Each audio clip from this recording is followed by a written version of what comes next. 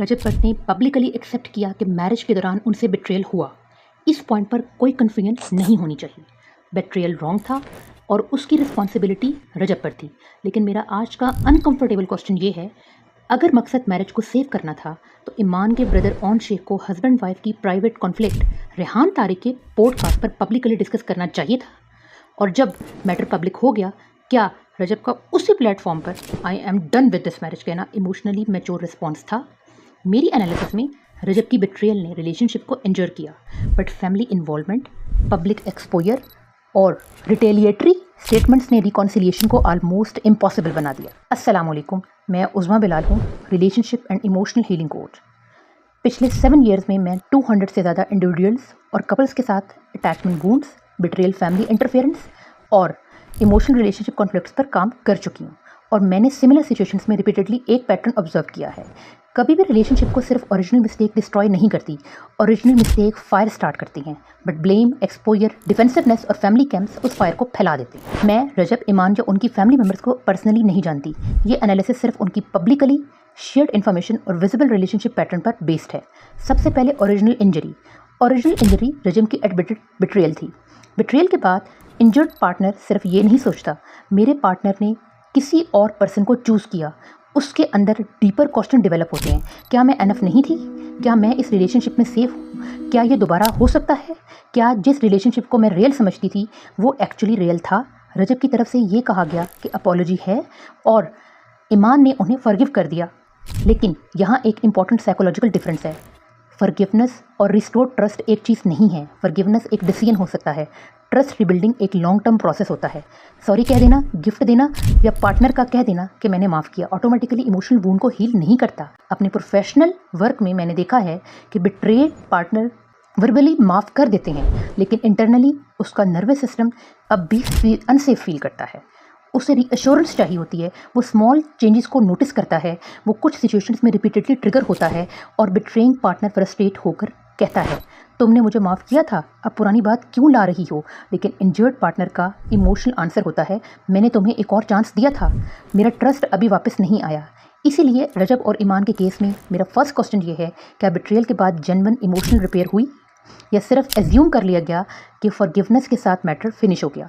On Sheikh का podcast, protection या escalation. अब आते हैं ईमान के ब्रदर ऑन शेख के रेहान तारिक पॉडकास्ट पर। एक ब्रदर का अपनी सिस्टर के पेन पर अपसेट होना अंडरस्टैंडेबल है।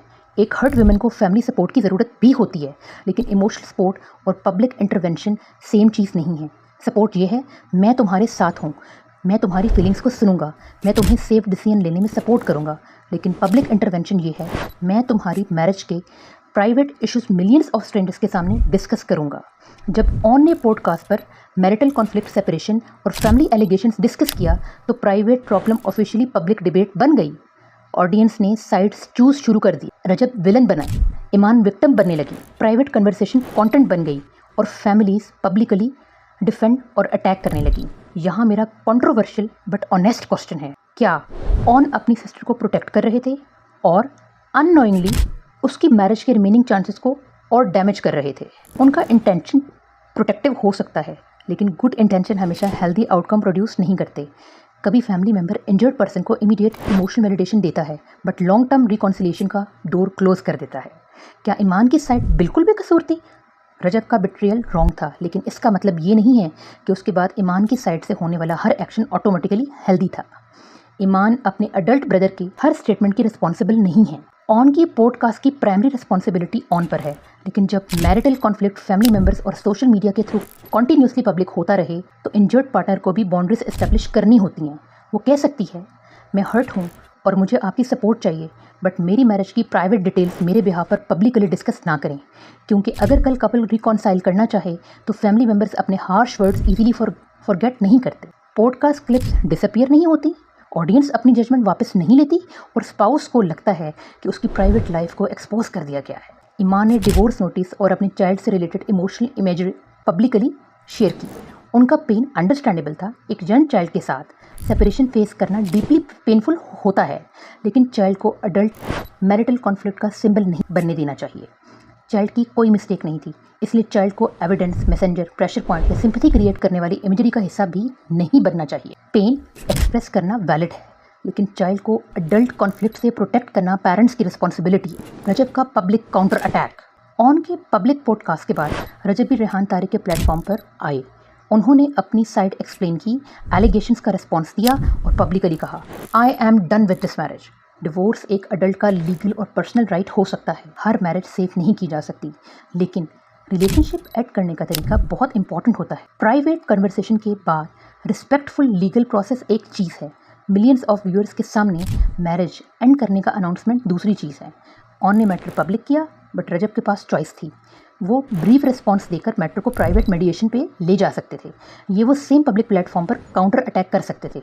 उन्होंने सेकंड ऑप्शन चूज़ किया और उस मोमेंट से कॉन्फ्लिक्ट मैरिज रिपेयर की बजाय रेपुटेशन वार बन गई।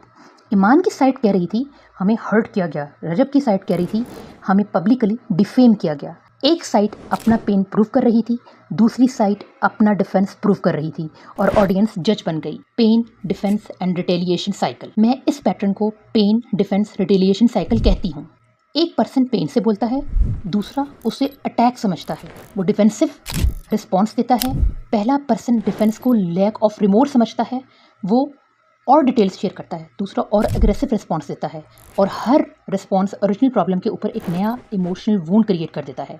कुछ टाइम के बाद कपल बिट्रेयल डिस्कशन नहीं कर रहा होता, अब वो डिस्कस कर रहा होता है, तुम्हारे ब्रदर ने मेरे बारे में क्या कहा, तुम्हारी मदर ने मुझे क्यों ब्लेम किया, तुमने प्राइवेट बात पब्लिक क्यों की, तुमने पॉडकास्ट पर मैरिज एंड क्यों अनाउंस की। ओरिजिनल बिट्रेयल के ऊपर humiliation, family conflict, broken privacy और रिसेंटमेंट की मल्टीपल लेयर्स क्रिएट हो जाती हैं। क्या सब इक्वल रिस्पॉन्सिबल थे? नहीं।